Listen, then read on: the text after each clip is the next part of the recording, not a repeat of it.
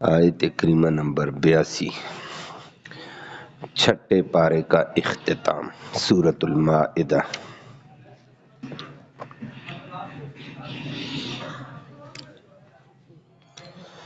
الحمدللہ عدد خلقہ ورضا نفسہ وزنۃ عرشہ ومداد کلماتہ، والصلاة والسلام علی صفوت رسلہ وخیر خلقہ محمد وآلہ وصحبہ، اما بعد فاعوذ باللہ من الشیطان الرجیم، بسم اللہ الرحمن الرحیم۔ لَتَجِدَنَّ أَشَدَّ النَّاسِ عَدَاوَةً لِلَّذِينَ آمَنُوا الْيَهُودَ وَالَّذِينَ أَشْرَكُوا وَلَتَجِدَنَّ أَقْرَبَهُم مَّوَدَّةً لِلَّذِينَ آمَنُوا الَّذِينَ قَالُوا إِنَّا نَصَارَىٰ، ذَلِكَ بِأَنَّهُم مِّنْهُمْ قِسِّيسِينَ وَرُهْبَانًا وَأَنَّهُمْ لَا يَسْتَكْبِرُونَ۔ صدق اللہ العلی العظیم وبلغنا رسولہ النبی الامی الکریم۔ قابل صد تکریم معزز سامعین کرام،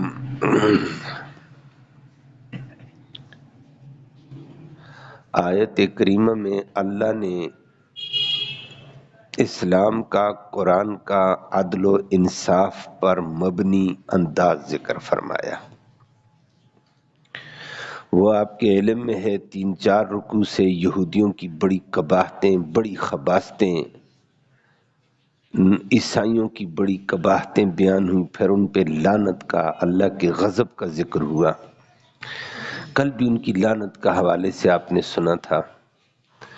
آج اللہ رب العالمین نے فرمایا عدل اور انصاف کا تقاضا یہ ہے جو بات کسی میں اچھی ہو اس کو اچھا بیان کرو۔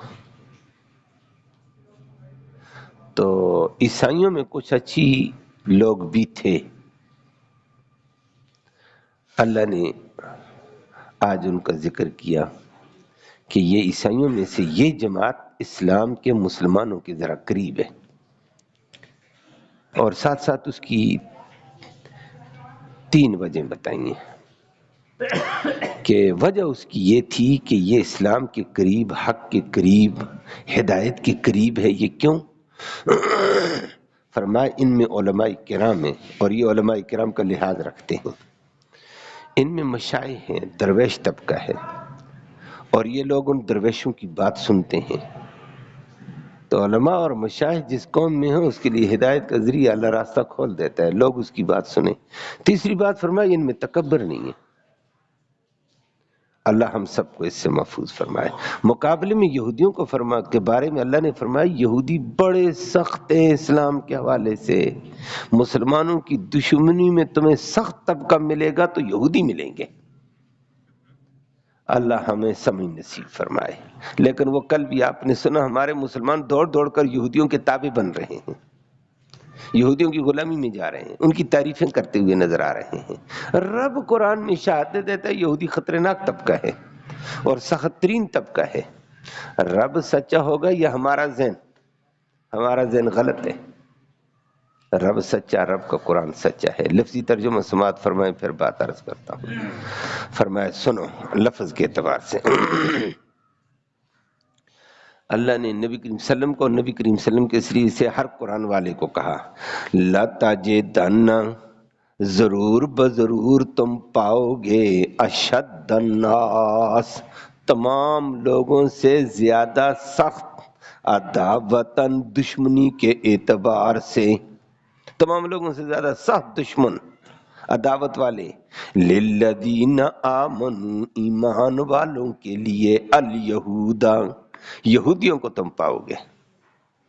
ایمان والوں کے ساتھ دشمن تمام لوگوں سے۔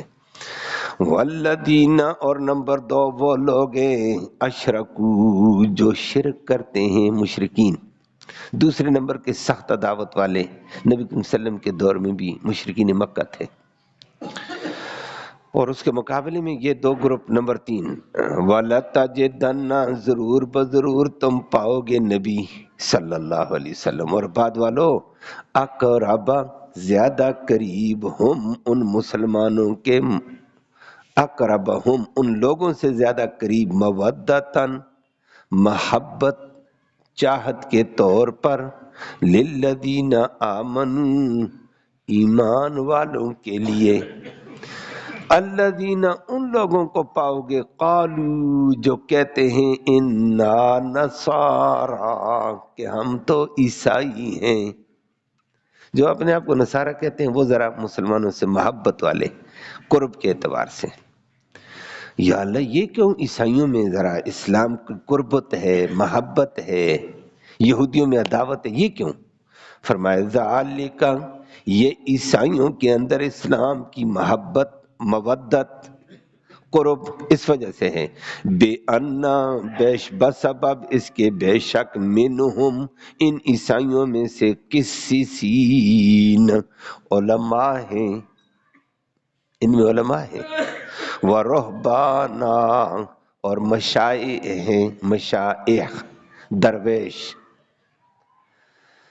خدا پرست طبقہ ہے، اس کا اثر ہے ان پر۔ نمبر 3 ایک اور بات ہے، وَأَنَّهُمْ اور بے شک یہ عیسائیوں والی جماعت، لا یستکبرون یہ تکبر نہیں کرتے ہیں، اور جو بندہ تکبر نہ کرے اس کو اللہ ہدایت نصیب کر دیتے ہیں، تکبر والے کو کبھی ہدایت نہیں ملتی ہے، اللہ ہمیں اس ظلم سے محفوظ فرمائے۔ کل بڑی تفصیل کے ساتھ پہلی والی آیتوں میں اللہ نے ذکر کر کے مسلمانوں کو تنبیہ کی کہ مسلمانوں، لعن الذین کفروا من بنی اسرائیل علی لسان داود وعیسی ابن مریم، کہ ہم نے بنی اسرائیل پر، یہودیوں پر موسیٰ علیہ السلام کی، کل میں نے ذکر کیا تھا، موسیٰ علیہ السلام کی زبان سے بھی ان پہ لعنت ہوئی ہے، داؤد علیہ السلام نے بھی ان پہ لعنت کی تھی جس کی وجہ سے ان کا گروپ خنزیر بن گیا، عیسیٰ علیہ السلام کے زبان سے بھی ان پہ لعنت کی گئی جس سے ان کا گروپ بندر بن گیا، اور بالآخر محمد کریم صلی اللہ علیہ وسلم نے بھی ان پر بار بار لعنت فرمائی، حتیٰ کہ مرض الوفات کی بات میں نے ذکر کی تھی، نبی نے مرض الوفات میں بھی یہودیوں پر لعنت کا ذکر کیا بار بار، اور مسلمانوں کو تنبیہ کی تھی، میں دیکھ لو یہودیوں پر لعنت کر رہا ہوں، یہودیوں کے کرتوتوں سے تم بچنا، لعن اللہ الیہود والنصارى، بار بار نبی نے فرمایا تھا، فرمایا ان یہودیوں کے اوپر اللہ کی لعنت ہو۔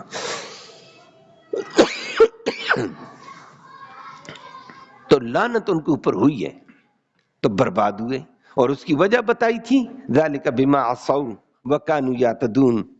تیسری بات، لا یتناہون عن منکر فعلوہ، ایک تو نافرمانی کرتے تھے اللہ کے حکم کی، حد سے تجاوز کرتے تھے، اور ان کے علماء اور مشائخ برے باتوں سے ان کو روکتے نہیں تھے، نہی عن المنکر نہیں کرتے تھے، اس وجہ سے اللہ نے ان کو برباد کیا ہے، اور اللہ کا غصہ ان پہ سخت رہا ہے۔ اللہ تو آخر میں اللہ نے فرمایا مسلمانوں پھر ان سے دوستی نہ لگانا، اگر ان سے دوستی لگاؤ گے تو ان میں سے ہو جاؤ گے، اللہ کا غضب تمہارے اوپر بھی ہوگا، ناراضگی، اور آخرت میں ہمیشہ ہمیشہ کے عذاب میں تباہ ہو جاؤ گے۔ اور جن لوگوں کا نبی پر، اللہ پر، نبی پر، قرآن پر ایمان ہے، فرمایا وہ یہودیوں کے قریب نہیں جائیں گے۔ آخری آیت میں کل آپ نے سنا، آج اللہ نے اس سے پہلے 2-3 رکوعوں میں تسلسل کے ساتھ یہودیوں کی بڑی بڑی قباحتیں اللہ نے ذکر کی، آج اللہ نے عدل کا انداز اختیار کیا کہ اسلام عدل والا ہے، جس میں خوبی ہے خوبی بیان کرو، جس میں بریائی ہے اس کی بریائی کو بیان کرو تاکہ لوگ بچیں۔ بریائی کو اس لیے بیان کیا جاتا تاکہ لوگ اس کے شکنجے میں نہ آ جائیں، خوبی بیان کرو لوگ اس کے قریب ہو جائیں، اچھے کو اچھا برے کو برا کہو، عدل یہی ہے، یہ نہیں ہے کہ ہماری کسی سے دشمنی، اس کی اچھائیاں بھی برائیاں، برائیاں تو خود ہیں برائیاں، آج کل ہمارا حال یہ ہے وتیرا، ایک پارٹی دوسری کی اچھائی کو ماننے کو تیار نہیں ہے، دوسری پارٹی دوسری کی اچھائیاں ماننے کو تیار نہیں ہے، تابڑ توڑ حملے ہیں نچلی سطح سے لے کر اوپر تک۔ اسلام کہتا ہے یہ نہیں ہے۔ یہودیوں کی بربادیاں ذکر کر کے آخر میں فرمایا کہ یہودی دین کے ہمیشہ تم ان کو دشمن دیکھو گے، اور دشمن نہیں، اشد الناس عداوتاً، تمام لوگوں سے زیادہ سخت دشمنی کے اعتبار سے یہودی ہوں گے، اسلام کے سخت دشمن ہیں۔ اللہ ہم سب کو سمجھ نصیب فرمائے۔ لیکن آج ہمارا ماحول کیا کہتے ہیں؟ ہمارے فارن جتنے احباب ہیں دوڑتے ہیں امریکہ میں، برطانیہ میں، لندن میں، کینیڈا میں، جہاں جہاں بھی، وہ بیچارے یہودیوں کی مرہون منت اور ان سے دوستیاں بھی ہیں، تعلقات بھی ہیں الی آخری ہی۔ اللہ سب کو سمجھ نصیب فرما، بچنا نصیب فرما۔ جب اللہ کہتا ہے یہ تمہارے نہیں ہیں، تمہارے نبی کے نہیں ہیں، تو تمہارے کیسے ہوں گے؟ کیوں ان کے ساتھ یارانی دوستیاں لگاتے ہو؟ اور الفاظ قرآن کے بڑے سخت ہیں، اور حدیث نے اس کی وضاحت کی ہے۔ یہودیوں نے مدینہ میں، نبی نے یہودیوں کو تحفظ دیا، بنو قینقاع کو تحفظ دیا، بنو نذیر کو تحفظ دیا، بنو قریظہ کو تحفظ دیا، لیکن اندر کیا ہوتا؟ تحفظ لے کر اسلام کی چھتری کے نیچے رہ کر جان مال عزت آبرو کا نبی نے تحفظ دیا، لیکن موقع پاتے تھے، کوئی موقع ایسا نہیں چھوڑتے تھے جہاں اسلام کی اور اسلام والے پیغمبر کو ختم کرنے کے لیے سازش میں۔ کئی موقع ایسے تھے، نبی کریم صلی اللہ علیہ وسلم کو قتل کرنے کے منصوبے بنائے، بلایا نبی کریم صلی اللہ علیہ وسلم کو اس کے لیے، جی ہمارے درمیان میں جھگڑا ہے، آپ فیصلہ کریں، چونکہ آپ وقت کے پیغمبر ہیں، آپ کا فیصلہ چلے گا۔ بھائی تم تو مانتے نہیں ہو ہمیں نبی، وہ نہیں مانتے، لیکن آپ نبی تو ہیں نا، آپ کی موجودگی میں کون فیصلے کرے گا؟ نبی کریم صلی اللہ علیہ وسلم فرمایا چلو چلیں گے، انصاف کی بات کریں گے، اللہ ہدایت دے دے گا۔ وہاں جہاں بٹھایا، گدے شدے لگائے، لایا اس بہانے سے، اور گدے تک یہ لگائے، پیچھے دیوار کے گنڈے کھڑے کیے، جیسے محمد بیٹھے گا پیچھے سے دیوار کو دھکا دینا اس کے اوپر لگے گی، دیوار کے نیچے دب کر مر جائے گا معاذ اللہ۔ دشمنی تھی نہیں تھی، نبی بیٹھے صلی اللہ علیہ وسلم، صحابہ بھی سامنے بیٹھے ہوئے، اللہ نے جبریل کے ذریعے سے وحی کی، نبی اٹھو چلو۔ نبی اٹھے، سیدھے فرمایا سیدھے جاؤ مدینہ شہر میں۔ نبی چلے گئے، پیچھے صحابہ پریشان، یا اللہ، نبی کریم صلی اللہ علیہ وسلم کو بشری تقاضا ہو گیا، غیب جاننے والا ابو بکر تھا، عمر بھی تھا، اور صحابہ بھی تھے، غیب تو اللہ جانتا۔ نبی نے بتایا، نبی ایک دم نکل گئے جبریل کی وحی سے، چلے گئے۔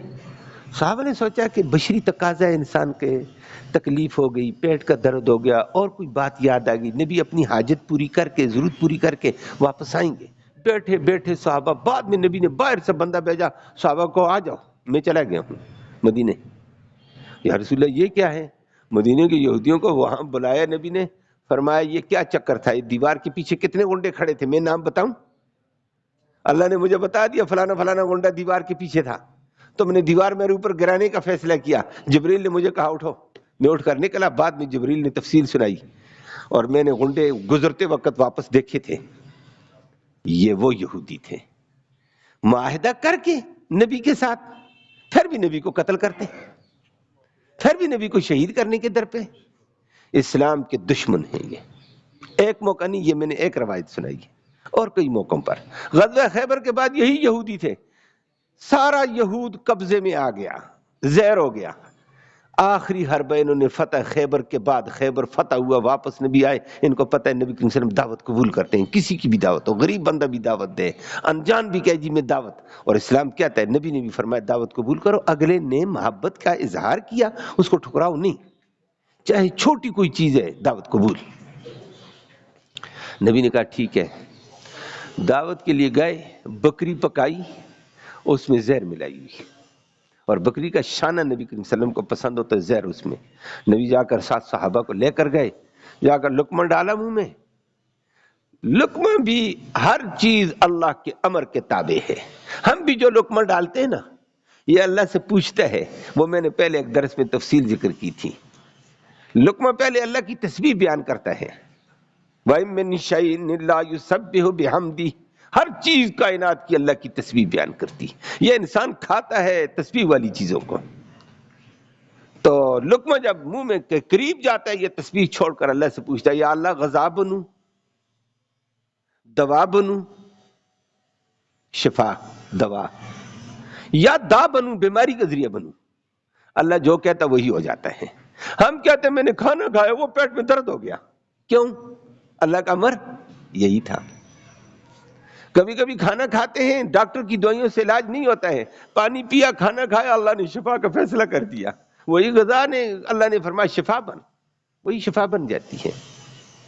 اب نبی نے لقمہ ڈالا، باقی صحابہ بیٹھے ہوئے تھے دسترخوان پر.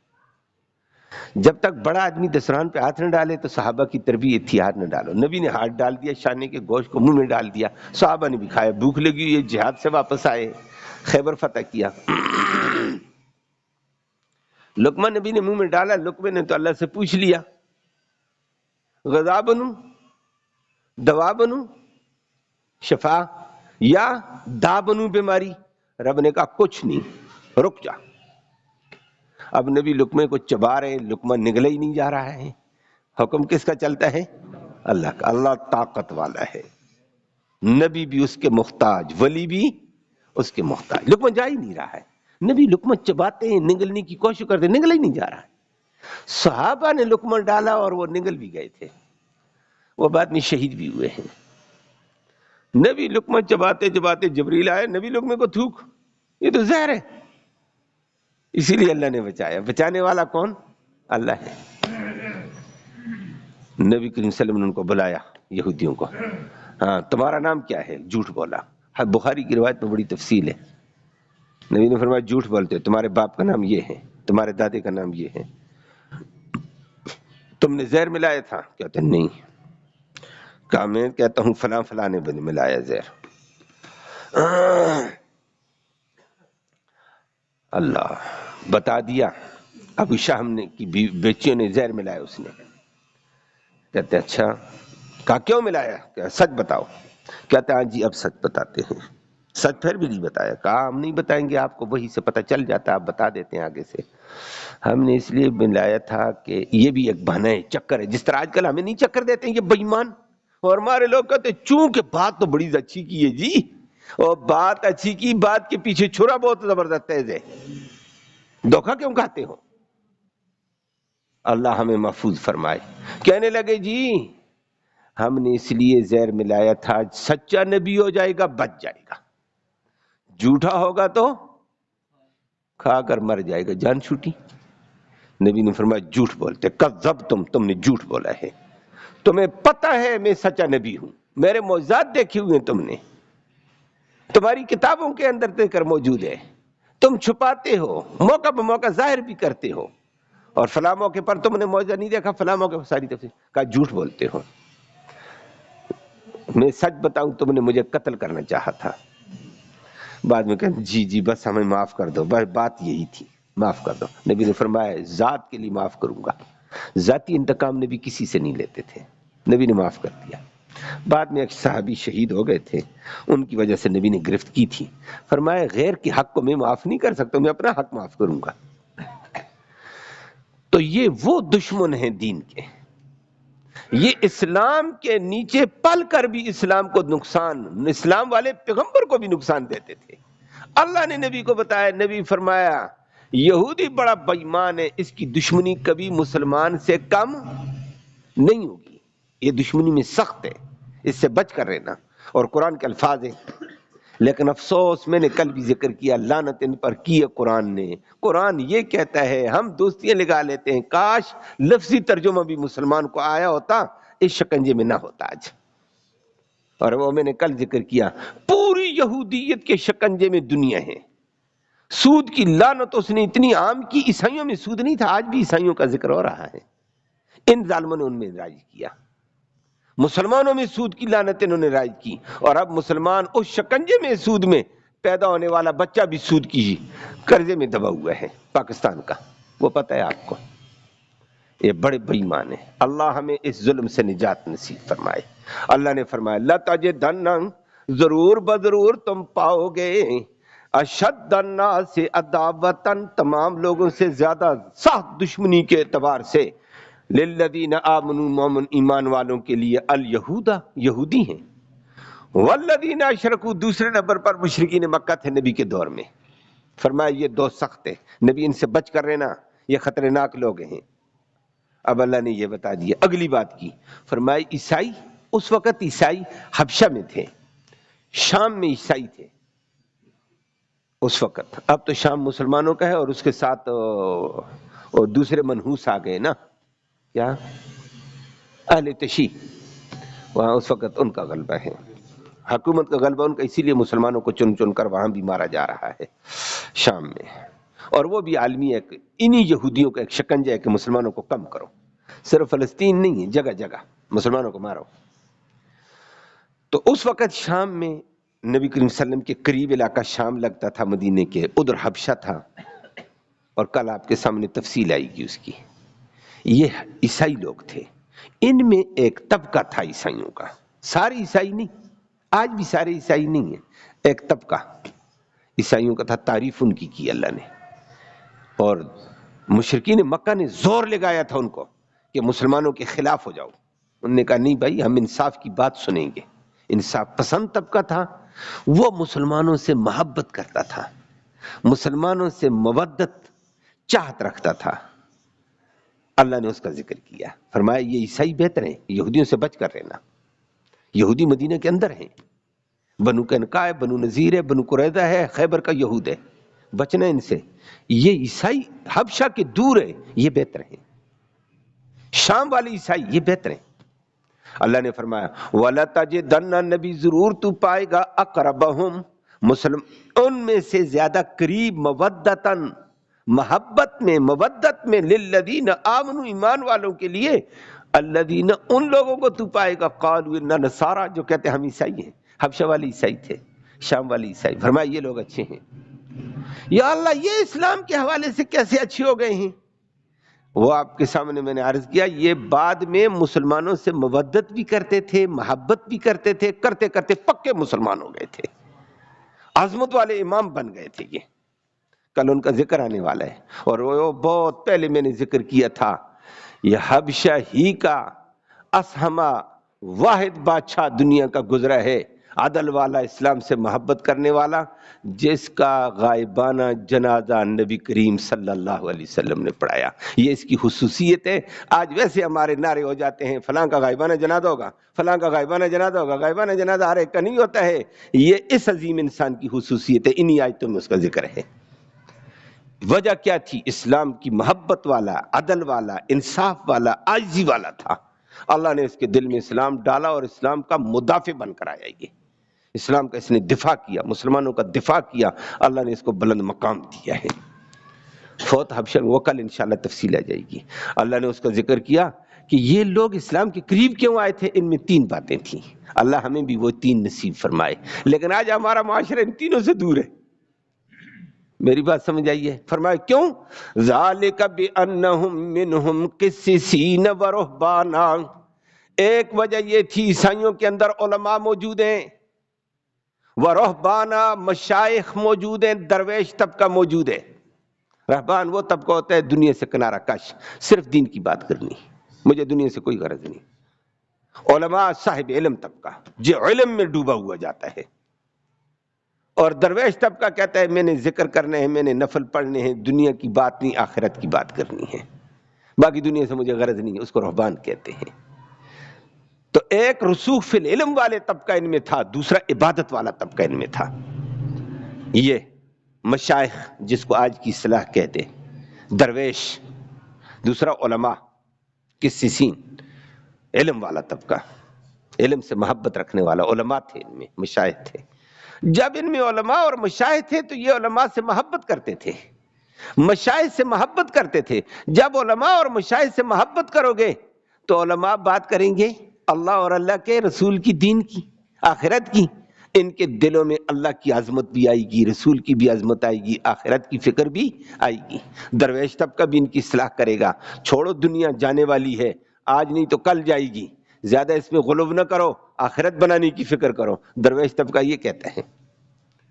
تو فرمایا ان میں یہ دو لوگ تھے جس کی وجہ سے عیسائیت کو دین کے قریب کر دیا ہے، اسلام کے قریب کر دیا، اسلامی محبت ان میں آ گئی، اسلامی الفت اور رحمت ان کے دل میں آئی۔ تیسری بات فرمائی وَأَنَّهُمْ لَا يَسْتَكْبِرُونَ، ان لوگوں میں تکبر نہیں ہے، عاجزی کے ساتھ حق بات کو سنتے ہیں، اور جو بندہ عاجزی کے ساتھ حق کو سنے گا اس کا دل نور سے بھر جائے گا۔ اللہ ہمیں بھی یہ وصف نصیب فرمائے۔ آج ہمارے اندر یہ تینوں وصف نہیں ہے۔ گویا علماء محدثین نے ذکر کیا جس طبقے میں تین باتیں ہوگی اللہ اس کو ہدایت ضرور دیتا ہے۔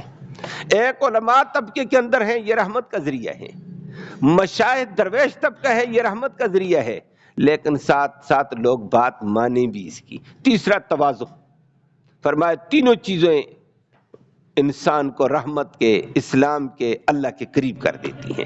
عیسائیوں کے اندر یہ طبقہ تھا، حبشہ والوں میں بھی تھا، میں نے عرض کیا کل میں اس کی بڑی لمبی تفصیل ذکر کروں گا حدیث کے اعتبار سے، اور ان میں یہی چیز تھی۔ لیکن آج ہمارے معاشرے کے اندر اللہ ہمیں معاف فرمائے، علماء ہیں لیکن علماء کی سنتا کون ہے؟ یہ تو اللہ کی رحمت ہے، آپ احباب بیٹھ جاتے ہیں، وہ بھی آج کل کم ہے، کئی دنوں سے ہفتہ 10 دن ہو گئے کم، میں بڑا حیران ہوا تھا۔ آج تو یہ تبلیغی ساتھی سے 2-4 اور بیٹھے ہوئے ہمارے صف میں آئے ہوئے ہیں، تو میں نے کہا یہ ہمارا حلقہ کم ہو گیا، یہ کیا بات ہے؟ ایک دن، دوسرے دن، تیسرے دن مجھے لوگوں نے کیا کہا، کیا چیز لگی ہوئی ہے؟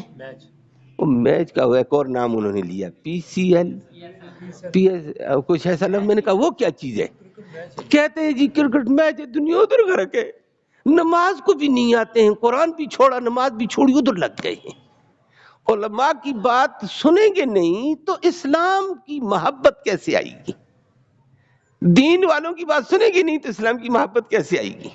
ہمارا حال یہ ہے، بلکہ ہمارا آج کا المیہ یہ ہے، عالم سے مذاق کیا جائے، تمسخر کیا جائے، گالی گلوچ کی جائے، برا بھلا کہا جائے۔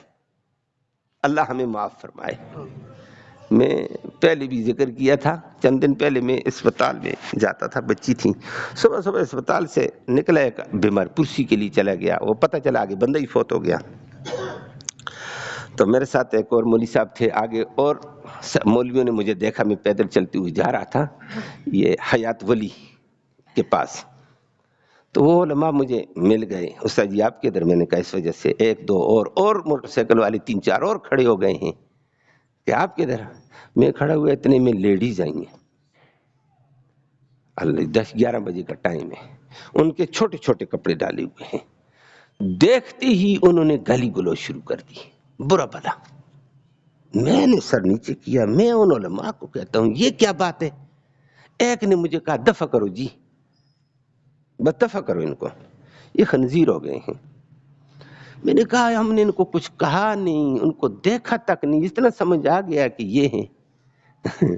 تو اتنے میں ایک لیڈیز بھی آ گئی، اور اسلامی خاتون، چادر والی تھی، دوپٹے والی، اس نے اس کی باتیں سنتے سنتے ہمیں کہا، اس عورت کو وہ پڑی ہے تھوڑی سی، اور ہمیں کہا دفع کرو ان خنزیروں کو۔ اس نے کہا تمہیں شرم نہیں آتا؟ اپنی حالت دیکھو، اور تم علماء کو گالیاں دے رہی ہے ان کی داڑھی کی وجہ سے، پگڑی کی وجہ۔ میری داڑھی، پگڑی، اور ایک نے مجھے یہ بھی کہہ دیا درمیان میں، اس نے کہا آپ کے رومال کی وجہ سے گالیاں دی آپ کو۔ میں نے کہا میرے رومال نے کیا کیا ہے اس کا؟ یہ حال ہے مسلمان کا، مولوی کو دیکھا اندر دیکھا نہیں ہے، کیا ہے کیا نہیں، گالیاں۔ ہمارا معاشرہ کہاں پہنچا ہے؟ پھر ہمیں ہدایت ملے گی؟ ہم اسلام کے قریب ہوں گے؟ میں حیران ہوگا، ہر جگہ علماء کی توہین تمسخر ہمارا شیوا بن گیا، مشائخ کو برا بھلا کہنا ہمارا شیوا بن گیا، غرور و تکبر اتنا، میں حق بات سننے کو تیار ہی نہیں ہوں کسی کی۔ او بھائی بات تو سنو اگلے کی، غلط ہوئی تو رد کر دینا نا، لیکن وہ شیوا بھی ہمارے اندر ختم۔ وہ تو ماشاءاللہ پھر آپ جانتے ہیں وہ کیا مصیبت ہوتی ہے، ٹیبل ٹاک پہ بھی ایک دوسرے سے لڑائیاں جڑائیاں، وہ سارا اثر نیچے آ گیا۔ یہ ان لوگوں میں 3 وصف تھے، تبھی اللہ نے ان کو عظمت دی، اور کل آپ کے سامنے تفصیلی بات آئی ان کی، اور اسی لیے حبشہ کے بادشاہ کا تذکرہ رب نے قرآن میں کیا ہے۔ یہ وصف بتائے جس قوم میں 3 طبقے ہوں، ان کے ساتھ علماء سے کی بات سنیں، علماء موجود ہوں، اور مشائخ موجود ہوں، دین کی رہبری کرنے والے، ان کی محبت ہو، تکبر نہ ہو، تواضع ہو، اللہ ہدایت دے دیتا ہے۔ عظمت دے دیتا ہے۔ اللہ ہم سب کو یہ نصیب فرمائے اور برائی سے بچنے کی توفیق نصیب فرمائے۔ اللہم صلی وسلم دائما ابدا علی حبیبک خیر الخلق کلہم۔ اللہم انا نسألک الہدی والہدی والعفاف والتقی والغنی۔ اللہم اہدنا واہدنا بہ واجعلنا سببا لمن اہتدی۔ اللہم ربنا ارنا الحق حقا فارزقنا اتباعہ وارنا الباطل باطلا فارزقنا اجتنابہ۔ یا اللہ تو رحمت کے فیصلے فرما، کوتاہیوں کو معاف فرما، صغیرہ کبیرہ گناہوں کو معاف فرما، دونوں جہانوں کی سرخروئی نصیب فرما، ذلت اور رسوائی سے محفوظ فرما۔ قوم یا اللہ تباہی کے دہانے جا رہی ہے، یا اللہ قوم کی حفاظت فرما، قوم کو ہدایت نصیب فرما۔ یا اللہ فسق میں، فجور میں، بے حیائی کے طوفان میں قوم جا رہی ہے، جھوٹ میں، کذب میں، غیبت میں تو ڈوبی ہوئی ہے، یا اللہ اس امت کی رکھوالی فرما دے، امت کو دوبارہ دین کی طرف آنے کی توفیق نصیب فرما، اپنے سچے نبی کا سچا پیروکار بنا، سچے نبی کی غلامی نصیب فرما، اغیار کی، شیطان کی غلامی سے ہم سب کو محفوظ فرما۔ یا اللہ حاضرین مجلس کی نیک مرادیں پوری فرما، نیک ارادوں میں کامیابی نصیب فرما، حلال کی روزی نصیب فرما، حرام سے محفوظ فرما۔ یا اللہ ملک پاکستان ہو یا دیگر ممالک ہو جو کافروں کے شکنجے میں ہیں، یا اللہ ان کو نجات نصیب فرما، فلسطین کے مجاہدین کو غلبہ اور قوت عطا فرما، ان کے مقابلے میں صہیونی طاقتوں کو ذلیل و خوار فرما دیں، رحم کا معاملہ فرما دیں۔ صلی اللہ تعالی علی خیر خلقہ محمد وآلہ وصحبہ اجمعین۔